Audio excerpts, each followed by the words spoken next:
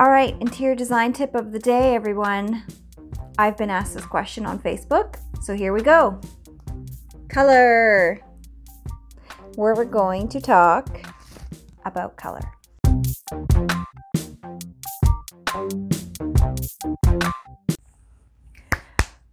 We're talking about color. I get asked this question all the time. It's definitely on the interior decorating side of things, but color is a part of interior design because a space really does have a lot to do with color. I mean, you walk into a space that's dark and it has a different mood and a different feeling than a space that's light and bright and airy. So the way that I choose color, the way that I select color, the way that I feel about how I use color, there's personal preference and there's personal taste in that, but there's also theory that I've learned that is just kind of ingrained in me. And when I actually started doing a little bit of research for this episode, I realized that I do follow a lot of these things. I just kind of forgot where I learned them. So let's go right back to the beginning. So the term color refers to all visual sensations. It includes the emptiness of white and the darkness of black. Three main attributes. We've got hue, we've got value, and we've got saturation. And all of these are really important when you're picking your color, but you kind of don't really think about it that much when you actually pick them. But by understanding them, I think it will help you make selections within your own homes or offices if you're, maybe a business owner that wants to do your office, to help decide how to plan it out if you're going to do it on your own. So what the definition in our textbook, because we're going there. The attribute of color experienced first in the color of human development is hue. Hue is sometimes described as a primary character or pure essence of color, refers to the wavelength of the color and its relative position in a two-dimensional color circle. So the redness, the yellowness, or the blueness of a color. So value is lightness to darkness, so white to black, white being 0, black being 10. And then you've got right in the middle a nice warm gray tone, which we'd call a 5. And basically, the value of color changes with how white it is or how much black is added to it. So it creates a scale. And when you look at colors, they really do work on that scale. And we'll go into that a little bit more. Pro tip, try not to pick too many colors for your space that are in the same hue, because you really want to build a variety of color. Unless we're going for a monochromatic scheme, then that's a whole different story. And I'll get into that too. So when talking about value and hue, so I'm going to get into this here a little bit. What you really want to try to be careful with, these two colors here, hopefully this shows up really well, these two here, these are in the same value. So what the hard part is when you pick two colors in the same value, so I would say they're both around probably a 6, they're a 6 or 7 even maybe, like they're on the darker side. So say you love both of these colors.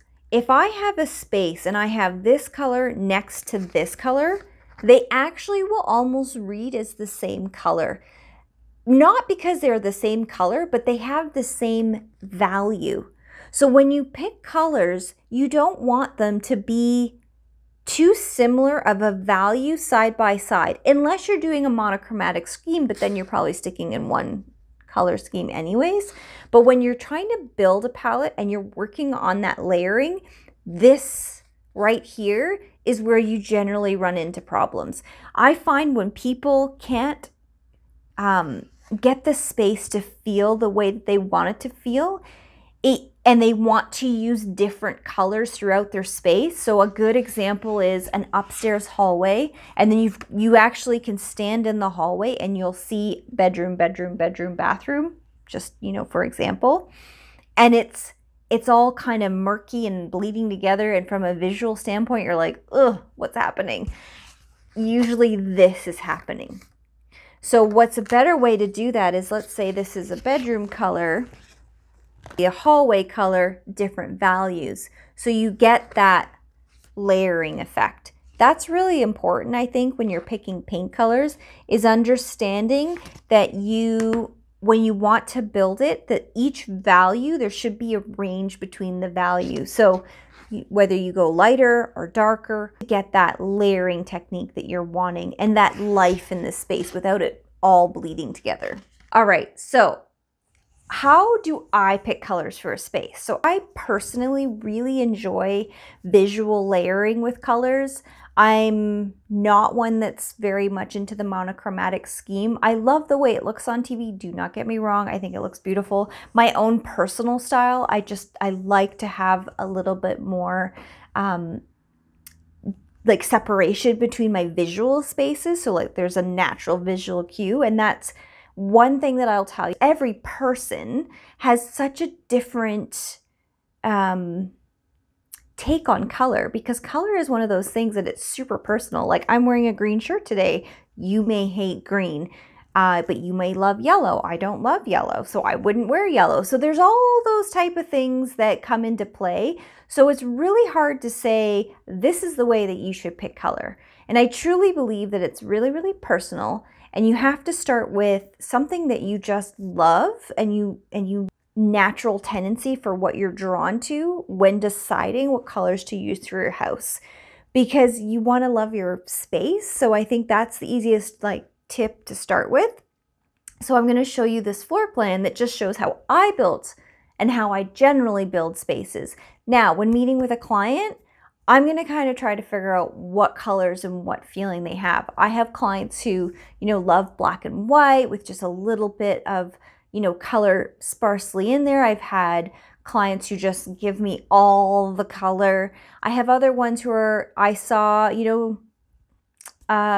a show on HGTV and everything was in nice neutral tones and linens and whites, and I want that, but I want it to feel warm. So it really depends on the client, and that's what, as an interior designer, we do have to really understand is who's our client. So this particular space was designed with using a wallpaper and using that as a catalyst to jump off and get the other spaces. Now it's a Cape Cod home, so it's got a lot of division. So when I was thinking about the space, I was always trying to keep in mind, which you should for any space, is what is your sight lines. So if I'm sitting in this space, what am I seeing through to that space? What am I seeing through to this space? So where is my eye going so I can build that layering? So what I would have actually done in this space is the wallpaper is a very neutral tone. It's this wallpaper. I really liked it. So this one right here, if you can see it behind me. So with the wallpaper, it's got a nice white background, a little bit of a gray, and a little bit of a grayish, we'll call it, because it's not really beige, but it's not really gray. So it's very neutral, very light. And what we've done with that then is into the front foyer, we've actually done something a lot heavier. So we've gone, when we're using our hue scale, we've gone from, maybe a 2-3, and then we've done a 5, and then into the next room, which is the main living area, we've gone back up into like a 2-3. So that's that layering. So visually we're light, dark, light. And it's hard to do that in every space. In this particular space, it works really well. And then another point that we're going to show is in the kitchen area, we've actually done a really dark, beautiful navy. So again, we're going visually from one space. Looking into the kitchen, we see dark. Looking into the foyer, we see dark. But then beyond that, we see light. And then from the kitchen, you see the light, and then you see the light. So there's always a layering effect to how it looks. And this was really important because I felt like it's really authentic to the feeling of the space. And a lot of times when I'm trying to create and design spaces, I try to keep in mind what era of the home is. So if you have a new build home, you may have a lot more expansive space. So then the question is, where do I throw in those bits of color, or how do I divide up a space?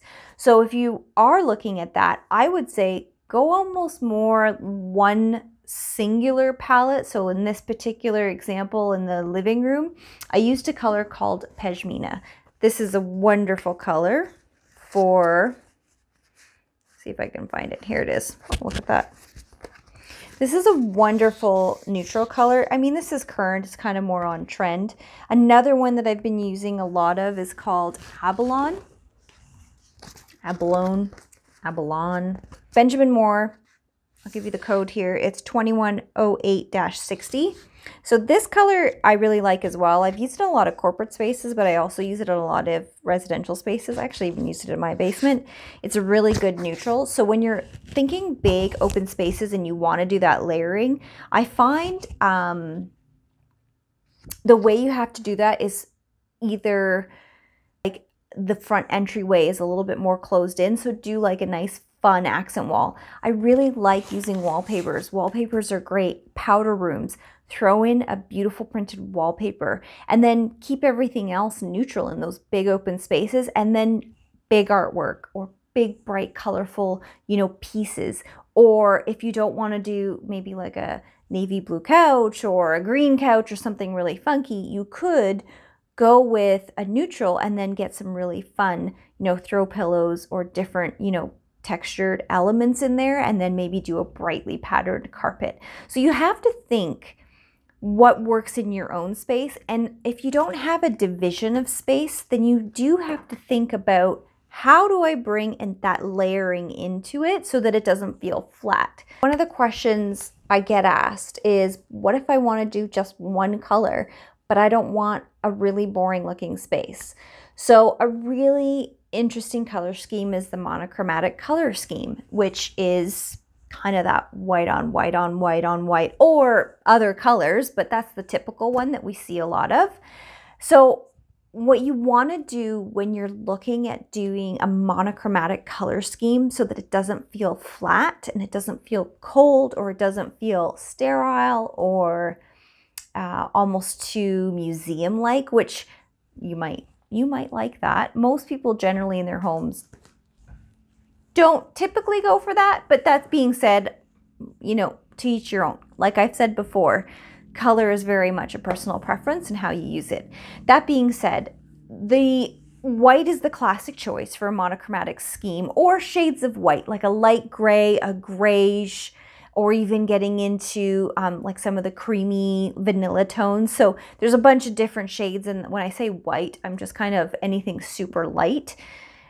What the key to this really is texture, pattern, and finish.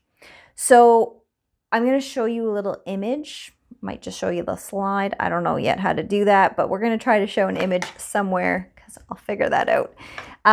But basically in this space, you can see that it's very much tone on tone on tone. But what they've done is they've got natural wood floors, which obviously isn't white, but could have been white because that natural texture of the wood would have worked really well. You've got shiplap walls, so there's instantly a texture on the walls. So even though it's just a white wall, that shiplap pattern on the wall actually really changes the appearance of just a flat wall. They've also got the pattern in the rug, so it's still in that same family of neutral tones, but that pattern gives it depth. And then we're looking at linens in the fabric. So again, we're still in that small complement of colors, but now we have, you know, the wood, we've got linen, and we've got a building of materials and patterns. We've also are looking at, have the natural materials, right? So they've got the wrought iron that's shown in this image, and that really helps ground the space too. So it's not, it doesn't feel incomplete. And I think that's what people struggle with, is pulling together texture, pattern, and finish. And building those is something that, yes, it does take an eye to do it, but you can really easily get a lot of these inspirations off of Pinterest. So basically, by taking those three things, I'm going to say them again: texture, pattern, and finish, we'll take a very monochromatic color scheme and actually give it life, give it depth, give it richness, give it character. And if you look at the image that I showed you, they even had white linen curtains. So white curtains on a white wall generally just blends away into blah. But what they've done is they've got other elements within the wall to break that up, so it's not just stagnant. So I think that's where people struggle with some of the monochromatic schemes. Now, not all monochromatic color schemes are, of course, in white, which you don't see as often currently, but I feel like There could be some trends moving because we've got some darker themes that are really popular right now. So I'm just going to show you guys a couple images. One that's in a green, one that's in a purple. Totally crazy, totally wild. But some people love color. I personally I could do the green one. Purple, probably not so much. That's just a little bit too much for me. Like, it's just too strong of a color. But that being said, it's personal preference and everybody's different, right? I think we've seen so much of the white on white on white on white, but we are definitely moving in a different direction. You're seeing that dark kitchen cabinetry trend. It's been popular for a little while, but I think it's becoming more mainstream now. So stuff like that, like it shifts, it changes. You know, 10, 20 years ago, it was all moss greens and, you know, that espresso wood. And those are kind of not in style anymore, but the greens are coming back again. Things always cycle, right? So things change, but ultimately it's your house. It doesn't really matter what anyone says. I am going to include something for you guys, and it's just a really quick screenshot I'm going to put in to show you what some of my favorite color palettes are. I find a lot of times people just want to know what designers pick, so I'm going to just tell you. I absolutely love the Benjamin Moore historical collection. It's, for some reason, this color palette just, let's see if I can get this up the right way. All right.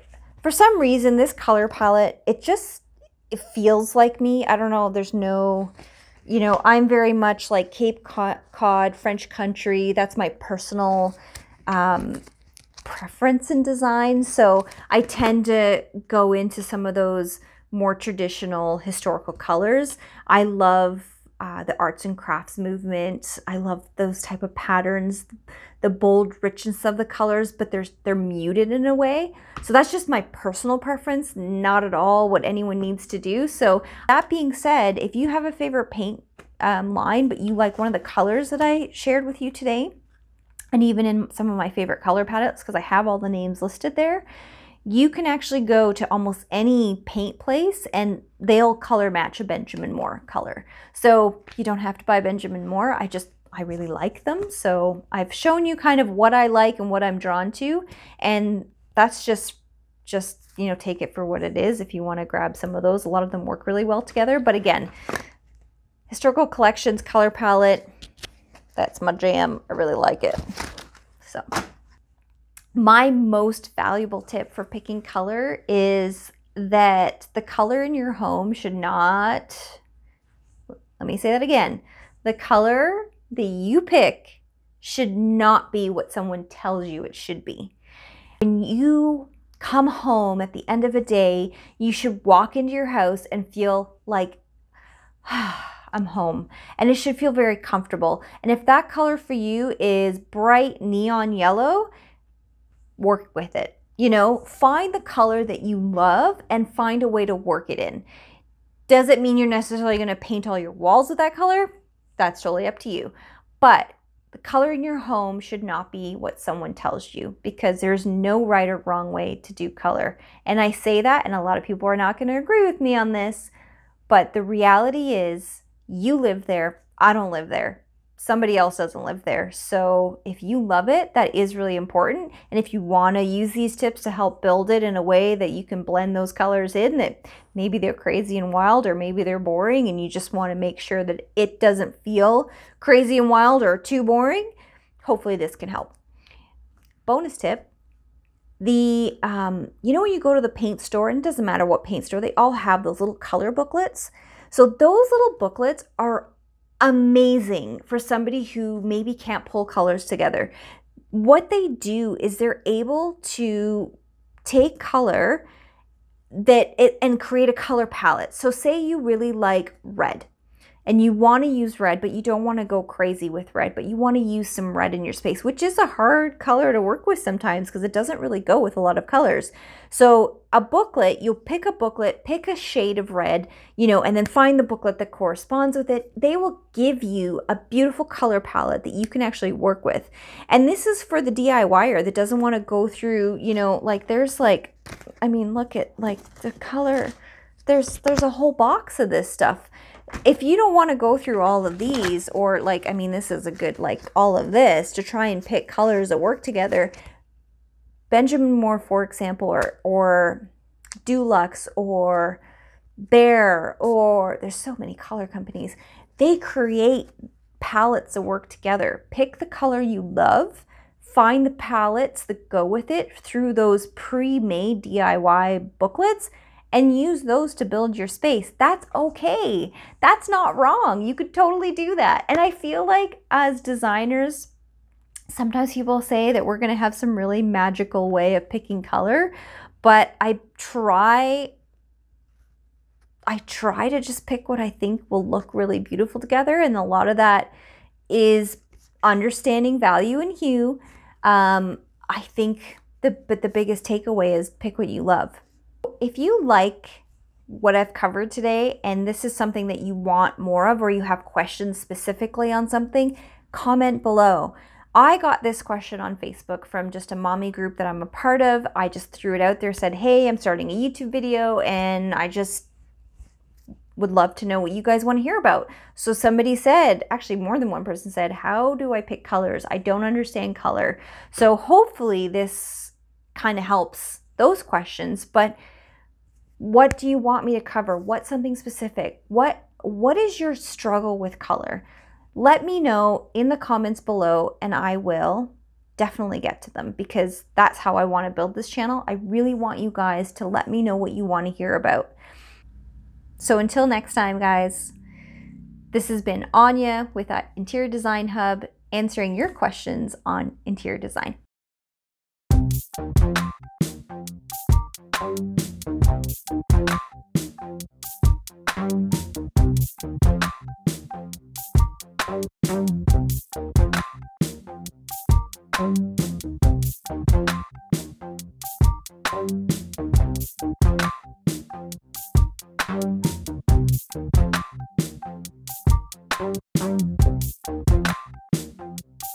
Thank you.